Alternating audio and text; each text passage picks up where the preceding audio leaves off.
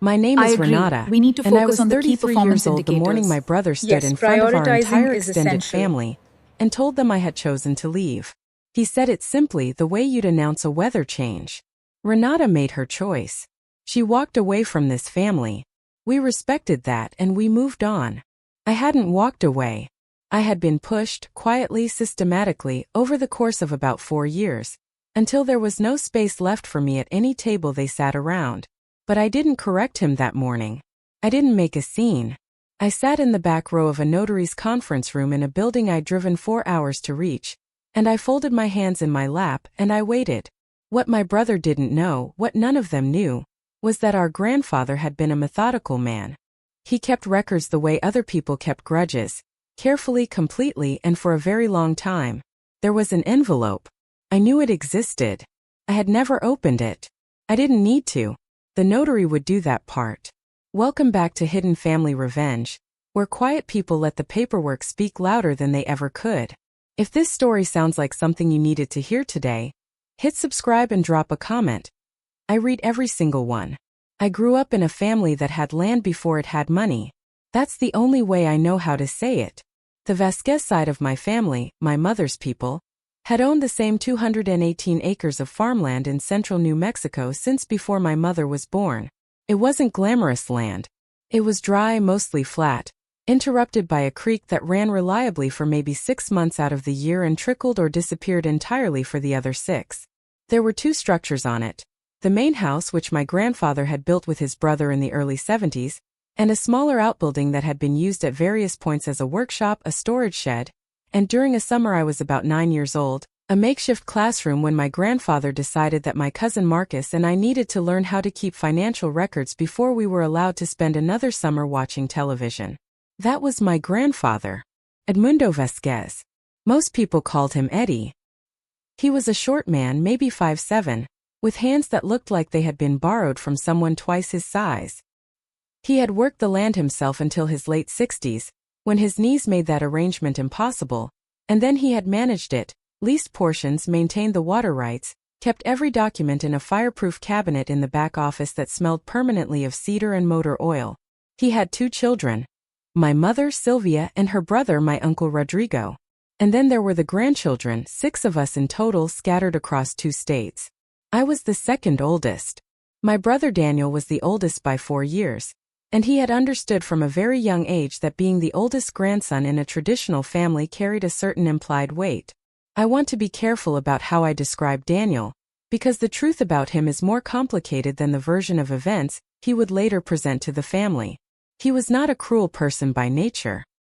He was ambitious in the way that people become ambitious when they are told early and often that something is already theirs, not by anyone's explicit promise, but by the accumulated pressure of small assumptions. He was the oldest. He was the only son among the grandchildren on my mother's side. He had helped Grandpa Eddie on the land during summers in high school. These things didn't make him entitled by definition, but they created a current in the room whenever the future of the property came up in conversation, and that current always seemed to flow in his direction. I didn't grow up fighting it. That was never my personality.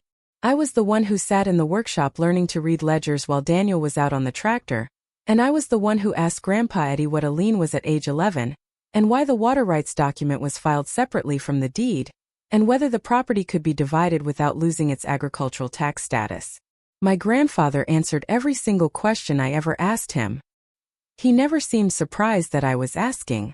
I went to college in Albuquerque, studied accounting, and eventually got my CPA license. I worked for a regional firm for 5 years and then went independent, which meant I worked from home in a small house I had bought myself in Tucson, about 4 hours from the family land. I was not wealthy. I was stable. I paid my bills ahead of schedule and I kept my own records the way my grandfather had taught me, in physical files organized by year, with a backup copy of anything important stored in a separate location. I say all of this because the story I am about to tell you will make more sense if you understand that I was not a person who had ever expected anything from anyone. I had not been waiting for an inheritance. I had not been hovering at the edges of my grandfather's life, hoping to be included in something. I had simply been his granddaughter, the one who showed up, the one who listened, the one who called every Sunday until the Sundays ran out. Grandpa Eddie died on a Thursday morning in early March 2 years ago. He was 81. It was not sudden, his health had been declining for about 18 months, but it was still the kind of loss that reorganizes everything around it. I drove up the day I got the call. I stayed for the week. I helped with the arrangements, I sat with my mother, and I watched my brother Daniel move through the house with a quiet purposefulness that I noticed but did not comment on. He was opening drawers. Not rummaging, just looking. Taking a kind of inventory. I noticed. I did not say anything.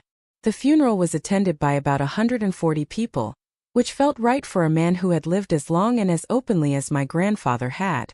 There were neighbors from 3 different decades. There were people from his church. There were former business partners who drove in from as far as Amarillo. Everyone who spoke about him said some version of the same thing. That he was a man who kept his word, who never made a promise he hadn't already prepared to keep. I thought about that a lot in the days afterward. 3 weeks after the funeral, Daniel called me. The call came on a Sunday evening, which was unusual. Sunday evenings had been Grandpa Eddie's time, and I think both Daniel and I had unconsciously avoided that slot in the weeks since. I picked up expecting something administrative. Insurance paperwork, maybe. A question about the estate timeline. "I want to talk to you about the property," Daniel said. "Okay," I said. "Mom and Uncle Rodrigo have been talking, and we all agree that it makes the most sense for the land to stay in one piece. That dividing it would reduce its value and complicate the management." I said that sounded reasonable. "So the plan is to transfer the deed to me. I'll manage it. I'll handle the lease renewals and the water rights and all of it." That's what Grandpa would have wanted. I was quiet for a moment. "Has an attorney been involved in this?" "We're working with someone," he said. "It's pretty straightforward. Grandpa's will is pretty clear that he wanted the property to stay intact and in the family." "That's not the same as willing it to you specifically," I said. There was a pause. When Daniel spoke again, his voice was measured in a way that felt rehearsed. "Look, you're in Tucson. You've been in Tucson for 9 years. You have your own life, your own career. Nobody is saying you don't have a connection to this place. But you're not here. I am. It makes sense for the person who is going to actually be present to be the one managing the asset." I remember the way something went tight in the back of my neck when he said the word asset. The land had always been a place to us. It had a creek and a workshop and a smell in the summer like warm dust and dried grass. But Daniel had started calling it an asset, and I understood that the vocabulary was doing something intentional. "I'd like to see the will," I said, "before anything is signed or transferred." "Of course," he said. "Obviously. But the will was not shared with me. Not that week, not the week after. I called my Uncle Rodrigo, who said he thought it was all being handled and that I shouldn't worry. I called my mother, who said that Daniel was doing a lot of work and that maybe I should let him take the lead on this one. "He's been here," she said. "He knows what Eddie wanted." I asked her what specifically Eddie had said. She said she didn't remember the exact words. I drove up to the property in late April, about 6 weeks after the funeral, unannounced. Not to confront anyone. I wanted to see the main house, see the workshop, see the land that I had known my entire life and that was now apparently being organized around me. Daniel was there. He met me at the door of the main house and we stood on the porch, and he told me that a property management company had already been contacted about the spring lease renewal. "I thought nothing was decided yet," I said. "It's a practical decision," he said. "The lease was coming up." I had to respond.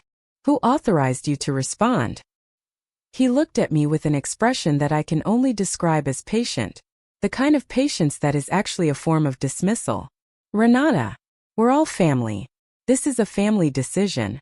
Nobody's trying to cut you out of anything. I'm just trying to make sure the land is taken care of." I looked at him for a moment. Then I looked past him at the front door of the house, which had a new lock on it. The same door I had walked through approximately 500 times in my life now had a lock I didn't have a key to. I didn't say anything about the lock. I drove home to Tucson that evening. I sat at my kitchen table with a glass of water, and I thought about what my grandfather had taught me in that workshop when I was 11 years old.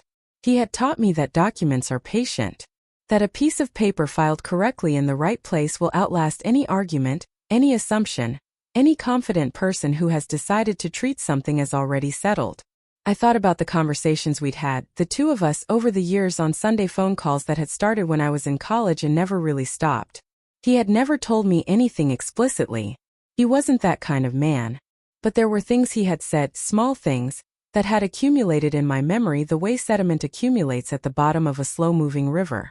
One Sunday, maybe 4 years before he died, he had said, "Your brother is a good man, but he counts his eggs before they're laid. You never did that. I always appreciated that about you." I had not thought much about it at the time. It was the kind of thing a grandfather says. I was thinking about it now. Over the following 6 months, Daniel and the family moved forward with the assumption that the land was his to manage. The lease renewal was signed. A boundary fence on the eastern edge was repaired. The workshop was cleaned out and reorganized. None of these things were discussed with me. When I called Daniel, the conversations were pleasant and informational and told me nothing. When I called my mother, she said things like, "It's a lot of work, Renata. He's really stepping up." When I asked about the will reading, the formal attorney-mediated reading, she said there had been a meeting, and that it had been handled, and that she was sorry I hadn't been able to come. I had not been invited. I want to pause here and tell you what I knew and what I didn't know. I knew that my grandfather had always kept his important documents in the fireproof cabinet in the back office. I knew that he had been methodical and deliberate in his record-keeping. I knew that he and I had spoken every Sunday for nearly 15 years. I knew that he had, on at least 3 separate occasions over the years, mentioned that he had been in touch with an attorney about his estate planning, and that he had wanted to make sure everything was properly witnessed and properly filed. I knew that he had a deep distrust of verbal agreements and a corresponding reverence for written documentation. What I didn't know, what I was not certain of, was whether he had done something specific. Whether any of those conversations, any of that carefulness, had produced something that Daniel and the family hadn't found, or hadn't looked for, or had decided to overlook. I did not go digging. That was not how I was raised. I waited. In September, about 7 months after the funeral, Daniel called again. His tone had shifted slightly, less measured, more assured. He told me that the family had decided to formally transfer the deed into his name, and that he would be setting up a meeting with a notary the following month to execute the paperwork. He said I was welcome to attend. He said it the way you invite someone to watch a process that is already complete. "I'll be there," I said. "Great," he said. "It's just a formality at this point." After we hung up, I sat very still in my kitchen for several minutes. Then I took out my phone and I called a number I had not called in about 8 months, the number for my grandfather's longtime estate attorney, a man named Gerald Hoff, who had practiced in Las Cruces for over 30 years and who had drawn up my grandfather's estate documents at least twice that I was aware of. He didn't answer. I left a message. He called me back the following morning. He was careful, the way attorneys are careful. He said he couldn't discuss the specifics of the estate with me without authorization. I told him I understood. I asked him one question. Was there any document associated with my grandfather's estate that had not yet been formally presented or opened in a legal setting? There was a pause. He said, "I would encourage you to attend the notary appointment." That was all he said. But the way he said it, level, deliberate, in the tone of a man who is not permitted to tell you something but is permitted to make sure you are present when it is told, landed in my chest like a stone dropping into still water. I booked the drive for the 3rd week of October. I want to tell you about the 2 weeks between that phone call and the appointment because they matter. Daniel had assumed I was coming as a courtesy, a family member showing up to witness a formality. He did not ask me whether I had spoken to anyone. He did not ask me what I knew or didn't know. He called once to confirm the time, said the notary's office was in Las Cruces, and told me there was parking behind the building. My Aunt Carmen, Rodrigo's wife, called me the week before. She was friendly in a way that felt slightly careful. She asked how I was doing, asked about my work, asked whether I needed somewhere to stay the night before the appointment.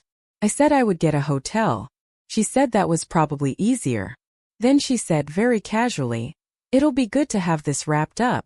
Your grandfather would have wanted the land settled." "He would have wanted it settled correctly," I said. There was a small pause.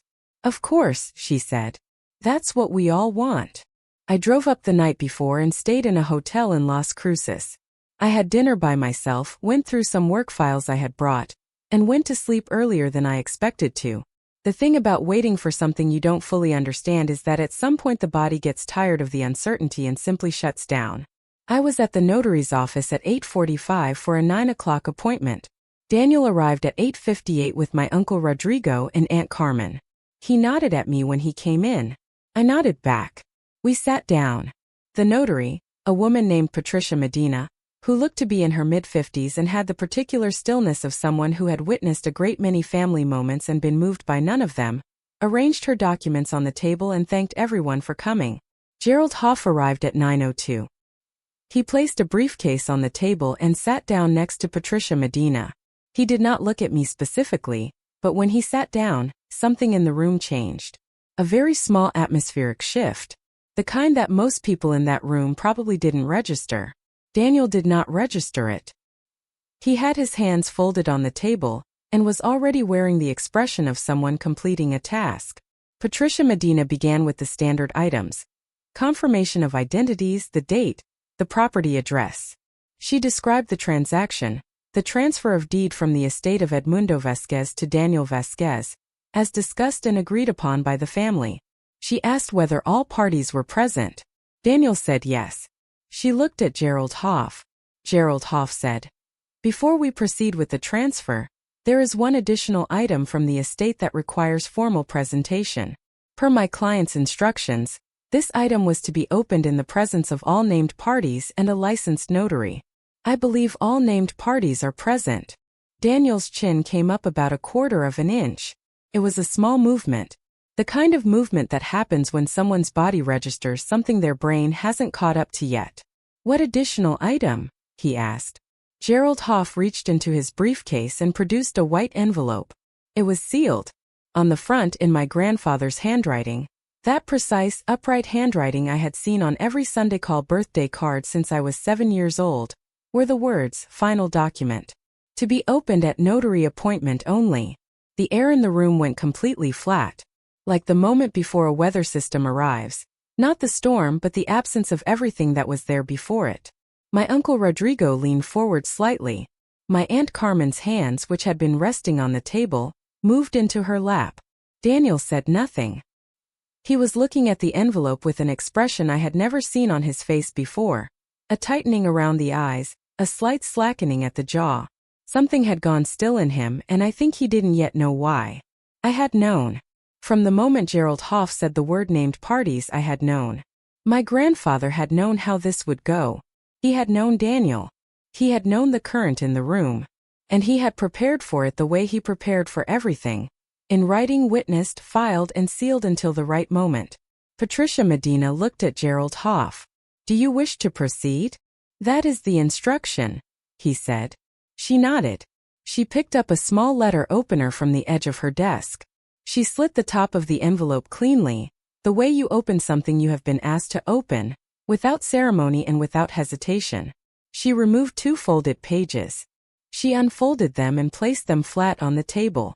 She read them silently first, the way professionals do when they want to understand the document before they present it. Her expression did not change. She had the professional stillness of someone who has learned to receive information without performing a reaction to it. Then she looked up. "This is a deed of gift," she said, "dated 14 months ago and properly witnessed by 2 independent parties, and notarized by a licensed notary public in Dona Ana County." She looked at Gerald Hoff.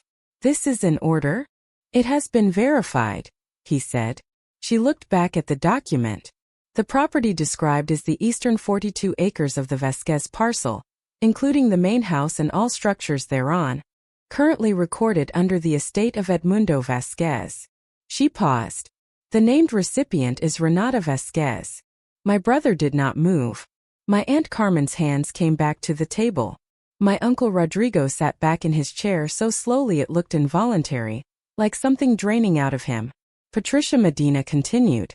"A deed of gift executed and notarized prior to the grantor's death transfers ownership at the moment of signing, not at the moment of the grantor's death. This means the property described in this document transferred to the named recipient at the time of signing, 14 months ago." She set the document down. "The eastern 42 acres, including the main house, are not part of the estate. They were not Mr. Vasquez to distribute at the time of his passing because they had already been transferred. The sentence landed in the room and nothing happened. That is the only way I can describe it. Nobody spoke. Nobody moved chairs or shifted papers or cleared throats. Daniel was looking at the document on the table. His mouth had opened slightly, and he closed it without saying anything. He opened it again. Patricia Medina looked at him the way she had looked at every other development in that room, without expression, without apology. The lease renewal that was executed in April, my Uncle Rodrigo finally said. His voice had gone quiet. And the fence repair would be matters between the lessee and the current owner, Gerald Hoff said. He was looking at his own copy of the document, which he had produced from his briefcase. I would suggest reviewing those arrangements. Daniel's hands, which had been folded on the table, had separated.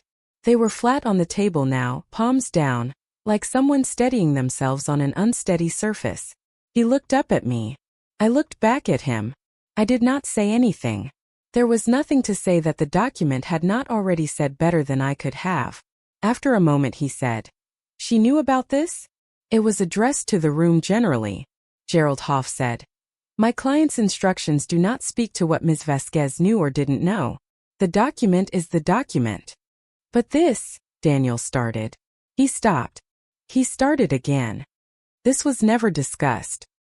He never said anything to me about this." Gerald Hoff looked at him with the particular neutrality that lawyers deploy when a statement has been made that they are not going to engage with. "Your grandfather was my client for 22 years, he said. He was a very deliberate man. If he chose not to discuss something, that was a considered choice." The silence after that lasted for what felt like a long time but was probably about 15 seconds. Patricia Medina made a note on her own copy of the document. She asked me whether I had any questions about the deed or the transfer. I said I did not. She said she would file the confirmation of transfer with the county recorder's office, and that I would receive a certified copy within 2 weeks. She said it the same way she had said everything else. Evenly, completely, without drama. The meeting concluded about 20 minutes later. There were administrative matters to wrap up, documents to sign, copies to be distributed, and these proceeded in a silence that had a different quality than the silence before the envelope was opened. Before, the silence had been the silence of formality, of routine. After, it was the silence of a room in which the foundation had shifted and nobody was ready to start walking yet. Daniel signed the documents he needed to sign. He did not look at me during this process. His pen moved across the pages with a steadiness that I recognized as the effort of keeping composed. My Uncle Rodrigo signed where he was asked to sign and said nothing. My Aunt Carmen excused herself to the restroom at one point and came back with her expression rearranged. When the meeting was formally concluded, Patricia Medina gathered her materials, thanked everyone for coming, and left the conference room. Gerald Hoff packed his briefcase, shook my hand, said, "Your grandfather thought very highly of you," and then followed her out. The 4 of us, Daniel, my uncle, my aunt, and me, were left in the conference room alone. Daniel spoke first. He said, "I didn't know." I believed him. That part one believed completely. "Daniel," I said, "I know. He never said anything to me. He let me." He stopped. He pressed the back of his hand to his mouth for a moment. "He let me believe it was mine." I thought about what to say to that. I thought about the 6 months of phone calls, the new lock on the door, the lease renewal he had signed without asking me, the meeting he had held without inviting me, the way he had stood in front of the family and said I had walked away when the truth was the opposite, when what he had been doing month by month was making sure there was no door for me to walk back through. I thought about what my grandfather had said on that Sunday call 4 years ago. "Your brother counts his eggs before they're laid," I said. "He trusted you to run the land. He didn't say he was leaving it to you." Daniel looked at me. I could see him working through that distinction, applying it retroactively to every conversation he had ever had with our grandfather. I watched it move through him like a slow tide. My Uncle Rodrigo said, "What happens now?" "The county recorder files the transfer," I said. "The lease is something I'll need to look at. The spring arrangement will probably need to be renegotiated." "You're going to kick him off the land," my aunt said. It was not a question. Her voice had a careful quality, like she was testing the weight of the accusation before she committed to it. I don't know what I'm going to do, I said. I haven't decided anything. I found out 20 minutes ago. This was true. Whatever people might have assumed about my calm in that room, and I think they assumed a great deal, the truth was that I had known the envelope existed and I had trusted my grandfather's care, but I had not known what was inside it. Not exactly. I had not known it was the main house. I had not known it was 42 acres. I had sat in the back row of that conference room with a reasonable certainty that something would come, but certainty is not the same as knowledge, and knowledge is not the same as the specific, grounded weight of a fact. The fact of it was still settling into me as we stood in that conference room. 42 acres. The house where I had spent every summer until I was 18. The workshop where my grandfather had taught me to read a ledger. Mine. Already mine. Had been mine for 14 months, while the lease was being renewed and the fence was being repaired and Daniel was calling it an asset and my mother was saying he was stepping up. I picked up my copy of the deed, folded it into my bag and said, I have a 4-hour drive. I'll be in touch. I walked out. In the weeks that followed, the calls came. Not all at once, they came in waves, which is how these things go. First my uncle Rodrigo, who wanted to discuss the transition. Then my Aunt Carmen, who asked whether there was any possibility of the family purchasing my share.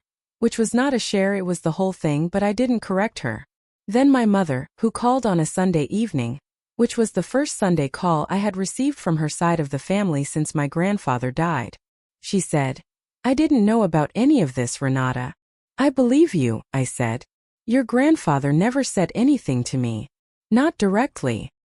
He wasn't that kind of man, I said. She was quiet for a moment. Then she said, Daniel is very upset. I know, I said. He put a lot of time into that property. I thought about how to respond to that. I thought about 6 months of lease renewals and fence repairs and property management contacts and locked doors. He did, I said. And I appreciate that the land was cared for. But you're not going to, she stopped. You're not going to let him stay involved. Mom, I said. I haven't decided anything. I told him that. I'm telling you that. There was a longer silence. Then she said, he said you seemed very calm. In that room. I was, I said. Were you surprised? I thought about that. About the envelope with my grandfather's handwriting on the front. About the Sunday phone calls. About the way a deliberate man expresses deliberate affection. Not in speeches, not in pronouncements, but in careful, witnessed, notarized documentation. Not entirely, I said. Daniel called on a Tuesday evening about 3 weeks after the appointment. It was the first time he had called me directly since the notary's office. He said, I want to ask you something and I need you to be honest with me. Okay, I said. Did he tell you? Did you know before the appointment? I thought about the phone call to Gerald Hoff. The careful non-answer. The instruction to be present. I knew there was something, I said. I didn't know what. He was quiet for a while. Then he said, I want to stay involved with the land. I want that to be possible. I know I don't have a right to ask for that. No, I said. You don't. Another silence. But you're not saying no. I'm not saying anything yet, I said. Give me some time. I ended the call and made myself a cup of coffee and stood at the kitchen window looking out at the Tucson dark. The land was 4 hours north of where I was standing. 42 acres. A creek that ran reliably for 6 months and trickled for the other 6. A workshop that smelled like cedar and motor oil. A house I hadn't been inside in almost a year because the lock had been changed before I could get back to it. My grandfather had been a patient man. He had understood that some things cannot be argued into place. They have to be documented and witnessed and sealed in an envelope, and presented at the right time in front of the right people. He had been right about that, as he had been right about most things. I drank my coffee and I didn't decide anything that night. I just let the fact of it sit. The fact of the land, the fact of my name on the deed, the fact that a man who had known me my entire life had made a quiet, careful, completely legal decision 14 months before he died and had trusted the paperwork to say what he had not said out loud. I think that was the kindest thing anyone had ever done for me. My grandfather used to say that the loudest thing in any room is usually the document nobody thought to look for. He was right. He was almost always right. That's my story. A sealed envelope, a deed with one name on it, and a notary who read both without blinking. I want to ask you something before I go. Have you ever had someone in your family assume something belonged to them? Not because anyone said so, but just because the current in the room ran that way? Did it ever get corrected? Did it stay that way? Drop your answer in the comments. Drop a comment, hit subscribe, and I'll see you in the next one.